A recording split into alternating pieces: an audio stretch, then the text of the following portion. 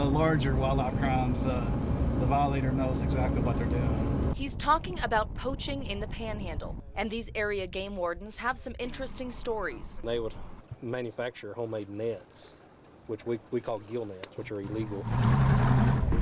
They come down here, particularly, it was pretty noticeable they were trying to come down here to avoid detection. I mean, they come down here at 3 o'clock in the morning. We went to those apartments in Dumas and we found them with nets, with the fish, and they were grinding the fish up with an industrial-sized blender. One of those operations, we actually caught a boat that was commercial fishing.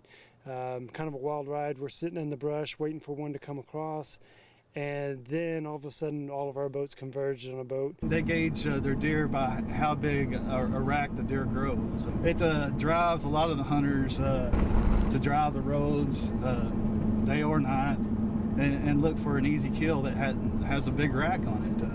You never know what to expect when you go to work that day. According to these game wardens, poachers are the minority.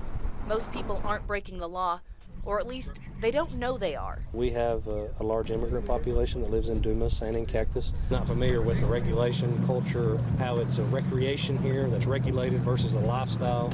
But the ones who break the laws and know they do, that's another story. A lot of times sit out 2 or 3 o'clock in the morning on a hill trying to find somebody's spotlight. There's one individual out of Cactus that I've dealt with arrested personally 3 times. So what happens to these guys? That poached animal will be seized.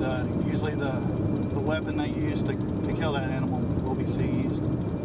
And then usually a trip to jail. Plus, you get hit with a fine based on the size or number of poached animals. But these game wardens will tell you catching the bad guy is just one part of this job. If we didn't do our job, then we wouldn't have wildlife. We wouldn't have certain things to pass on to our children. It's a job they love, but one with many hats. Enforcer, educator, conservationist, and above all, outdoorsman. In Hutchinson County, Alexandra Stone, KAMR NBC4 News.